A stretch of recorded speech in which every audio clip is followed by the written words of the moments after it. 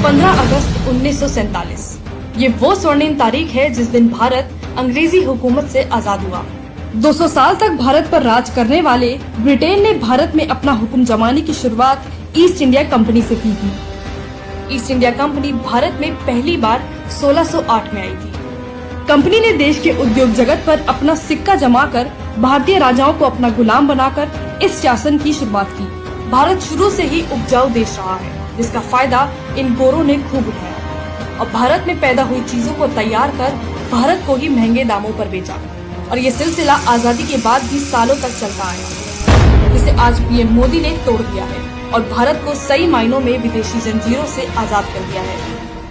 PM Modi की आत्मनिर्भर भारत मुहिम के तहत अब भारत खुद निर्माण कर विदेशों पर से अपनी निर्भरता खत्म करेगा। देश को आयात की जगह निर्यात की आजादी मिल रही है। कंपनियां अब भारत में सामान बनाएंगी, जिससे देश में निवेश के साथ रोजगार भी मिलेगा। मोदी सरकार का लक्ष्य है विश्व की टॉप 3 अर्थव्यवस्थाओं में शामिल होना, जिसके लिए मोदी सरकार हर सेक्टर में तेजी से कदम उठा रही है। डिफेंस। भारत दुनिया का दूसरा सबसे ज्यादा हथियार खरीदने वाला देश है। भारत की इस छवि को बदलने के लिए पीएम मोदी ने स्वदेशी कंपनियों को टेंडर देना शुरू किया और भारत अपनी जरूरत के अनुसार देश में हथियार बना रहा है। मेक इन इंडिया के तहत बनी ध्रुवास्त्र मिसाइल पलक झपकते ही 4 किलोमीटर की रेंज में दुश्मन देश के टैंकों को ध्वस्त कर देगी।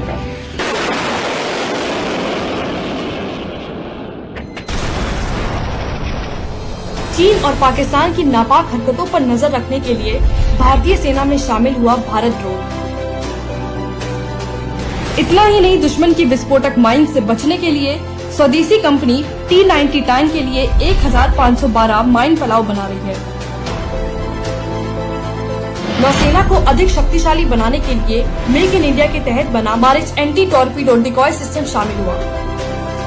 इसके अलावा सरकारी ऑर्डिनेंस फैक्ट्री में देश की सेना के लिए 156 टैंक बनेंगे। सेना के सशक्तिकरण के लिए मोदी सरकार ने तेजस के बाद दूसरे make in India double engine fighter jet को बनाने की भी मंजूरी दे दी है, जिसे नौसेना के बेड़े INS विक्रमादित्य और INS विक्रांत पर तैनात किया जाएगा। इलेक्ट्रॉनिक। कांग्रेस के समय देश में मोबाइल की सिर्फ 2 फैक्ट्री थी। पीएम मोदी की डिजिटल इंडिया ड्रीम ने आज देश में विकास और रोजगार के नए अवसर खोल दिए हैं। आज देश में मोबाइल की 268 फैक्ट्री हैं। इतना ही नहीं, दुनिया की सबसे बड़ी मोबाइल कंपनियों में से एक एप्पल भारत में ही अपना सबसे लेटेस्ट फोन iPhone 11 बना रही है।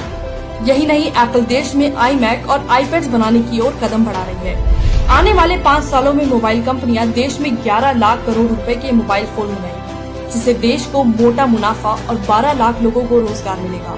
पीएम मोदी की योजनाओं के कारण ही भारत ने साल 2019 से 2020 में कीर्तिमान स्थापित कर पहली बार आयात से ज्यादा मोबाइल फोन निर्यात किए। भारत ने जहां 41.5 मिलियन फोन निर्यात किए, वहीं सिर्फ 5.6 मिलियन फोन आयात किए।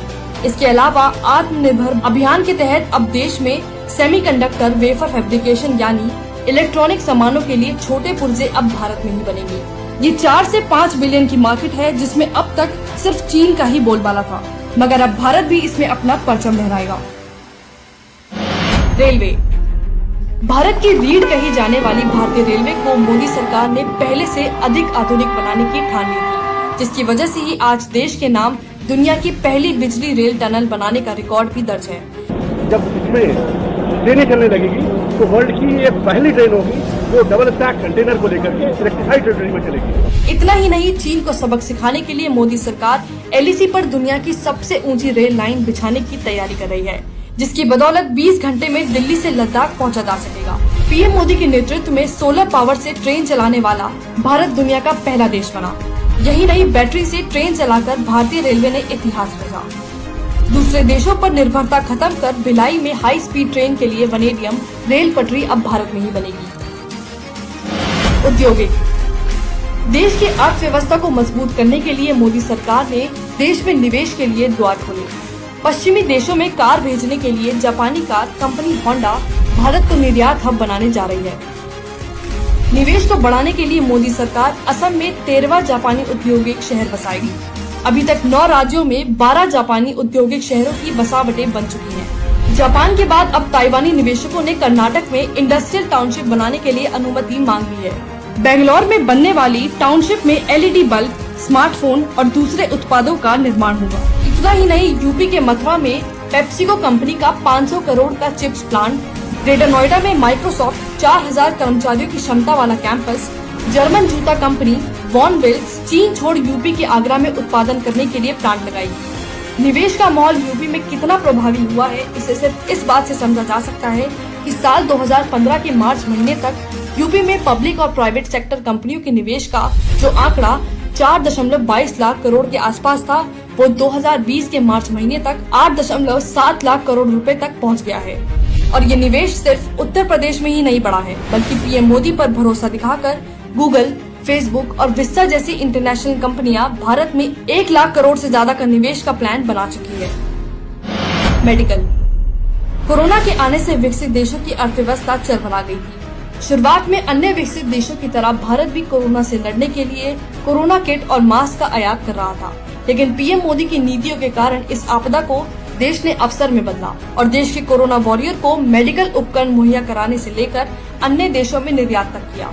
सिर्फ 2 महीनों में भारत ने पीपीई किट की 10,000 करोड़ की इंडस्ट्री तैयार कर ली। मेक इन इंडिया के तहत भारत में 50,000 वेंटिलेटर बनाए गए, जिससे इस महामारी से लड़ा जा सके। इसके अलावा मोदी सरकार में दक्षिण अमेरिकी, यूरोपीय देशों में 3 करोड़ कोरोना टेस्ट किट का निर्यात भारतीय कंपनियां करेंगी। पीएम मोदी के दृढ़ संकल्प और नीतियों की वजह से आज देश आत्मनिर्भर बनकर विकास की नई गाथा लिख रहा है।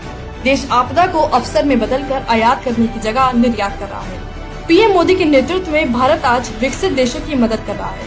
इतना ही नहीं, दुनिया के विकसित देश भी भारत के साथ कदम मिलाकर चलने में अपनी शान समझ रहे हैं। ये आपके एक सही वोट का नतीजा है कि देश को मजबूत सरकार मिली है। देश में विकास को बढ़ता देख आज जनता को सबसे ज्यादा अपने पीएम मोदी पर नाज है, जिसने आखिर भारत की सामर्थ्य का इस्तेमाल कर भारत को दुनिया के अधीर होने से आजादी दिला दी है।